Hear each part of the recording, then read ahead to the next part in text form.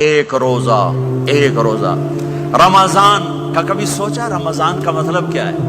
رمضان کو رمضان کیوں کہتے ہیں؟ اللہ نے 11 مہینوں کے نام عربوں سے رکھوائے اور روزے کے مہینے کا نام خود رکھا قرآن میں، شہر رمضان الذی انزل فیہ القرآن۔ محرم، صفر، ربیع الاول، ربیع الثانی، جمادی الاولی، جمادی الثانی، رجب، شعبان، شوال، ذوالقعدہ، ذوالحج، یہ عربوں نے نام رکھا اور رمضان پہلے سے رکھا جا چکا تھا، عربوں سے رکھوایا۔ رمضان کے لفظ اور روزے میں کیا جوڑ ہے؟ رمضان کہتے ہیں جل جانا، جل جانا، جل جانا۔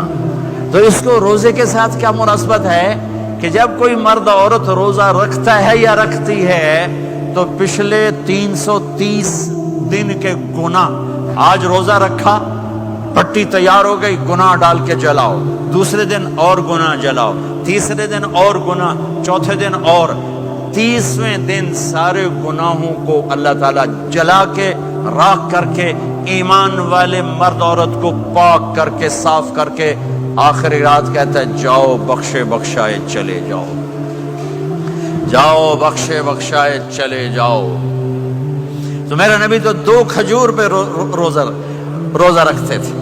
اور ایک بڑا خوبصورت واقعہ ہے رمضان کا، کہیں سے بکرے کی سری پکی ہوئی آ گئی تو اب بڑے شوق سے کھا رہے تھے، اور ساتھ ارباز بن ساریہ بھی تھے، حضرت علی بھی تھے اور حضرت مقداد بھی تھے، 3-4 آدمی سری کھا رہے تھے۔ بلال رضی اللہ تعالیٰ عنہ آئے کہ یا رسول اللہ سحری کا ٹائم ختم ہو گیا ہے، میں اذان دینے جا رہا ہوں، آپ کھانا پینا بند فرما دیں۔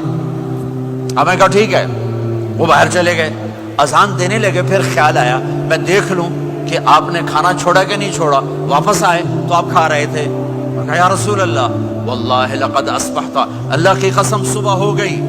آپ نے ہاتھ پیچھے کر لیا، کہا ارے بلال نہیں ہوئی تھی، نہیں ہوئی تھی، تیرے قسم کھانے پر اللہ نے پہلے نکال دیا اس کو کہ تیری قسم جھوٹی نہ پڑے۔ حضرت علی نے فرمایا اگر بلال قسم نہ اٹھاتے تو جب تک میرے نبی کھاتے رہتے اللہ صبح کو پیچھے ہٹاتے جاتے۔ دیگ پک رہی تھی، ابو عبیدہ رضی اللہ تعالیٰ عنہ بن جراح وہ دیگ پکا رہے تھے، بکرا۔ آپ نے کہا ابو عبید یہ مجھے بکرے کی دستی پکڑانا، اگلے بازو، آپ کو اگلے بازو کا گوشت پسند تھا، گردن کا گوشت پسند تھا، یہ کمر کے پٹھ کا گوشت آپ کو پسند تھا، دودھ پسند تھا، برنی کھجور پسند تھی، عجوا کھجور پسند تھی، تازہ روٹی پسند تھی۔ آپ یا تازہ کھاتے تھے یا فاقہ، توڑی طرح نہیں 8 دن پکا کے فریڈاں ٹھوک دے ہو تو کٹ کے گرم کیتی رکھو تو کھاتی رکھو، یا آپ تازہ کھاتے تھے یا فاقہ فرماتے تھے۔ ایک دفعہ فتح مکہ پر ام ہانی کے گھر آپ نے باسی روٹی کھائی، ورنہ آپ نے ہمیشہ تازہ یا فاقہ، یا تازہ یا فاقہ، کبھی جس کھانے پہ رات گزر جاتی اسے نہیں کھاتے تھے۔ تسی ماشاءاللہ 8 راتاں جو کھدی جاندے۔ ہاں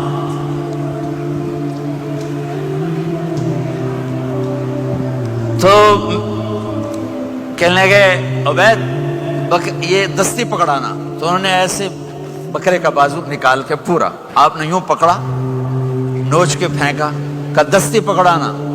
انہوں نے یوں نکالا ڈوئی سے، آپ نے پکڑا، کھایا، کہا مجھے بکرے کا بازو دستی پکڑانا۔ کہا یا رسول اللہ بکرے کی 2 ہی ہوتی ہیں۔ آپ نے کہا تیرا بھلا ہو جائے، اگر تو میرے کہنے پہ ڈوئی ڈال دیتا، جب تک میں کہتے رہتا اللہ مجھے نکال کے کھلاتا رہتا، اللہ مجھے نکال کے کھلاتا رہتا۔ اللہ نے رمضان بھیجا ہوا ہے، رمضان آ رہا ہے، اللہ کی رحمتوں کا جنت کے دروازے کھل گئے، جہنم کے دروازے بند ہو گئے، ایک دوسرے کو معاف کر دو، روزے کی حفاظت کرو۔ آپ بہت سے بہن بھائی آئے بیٹھے ہو، لڑے ہوئے ہوگے، ناراض ہوگے، میاں بیوی لڑے ہوئے ہوں گے، بھائی بہنیں لڑی ہوں گی۔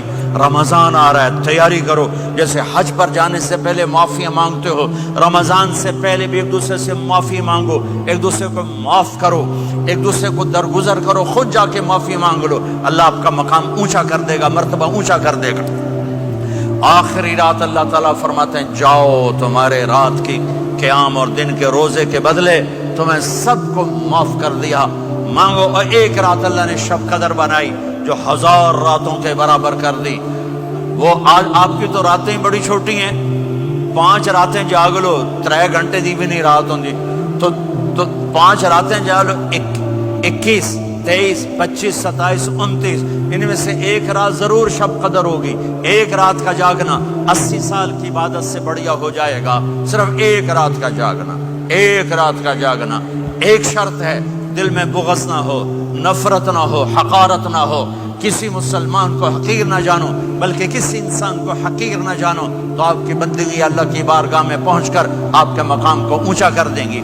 تو عبادات میں ایک نماز ہے, پھر ایک روزہ ہے, پھر زکوٰۃ اور حج مالدار لوگوں کا فریضہ ہے, غریبوں کا نہیں ہے, متوسط طبقے کا نہیں ہے.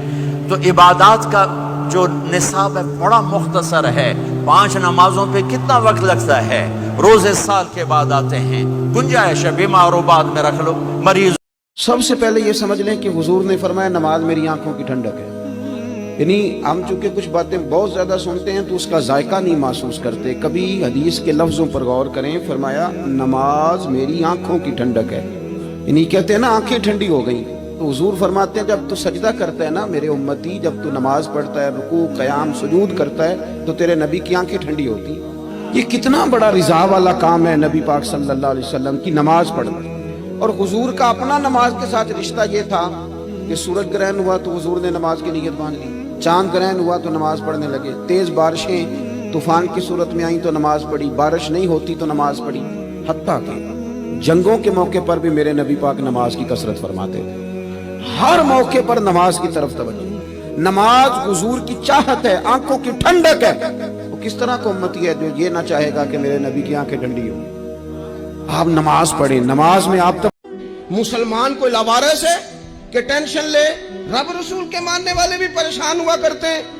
وہ ہم اس رب کے ماننے والے ہیں جو کہتا ہے کہ تم حد میں نہ پریشان ہونا کہ سویرے ملے گا تو شام کو نہیں ملے گا معاذ اللہ, اور شام کو تمہیں دیکھا جائے گا تو صبح نہ دیکھا جائے گا. تم اس کریم کے ماننے والے ہو جسے نہ اونگ آتی ہے نہ نیند آتی ہے.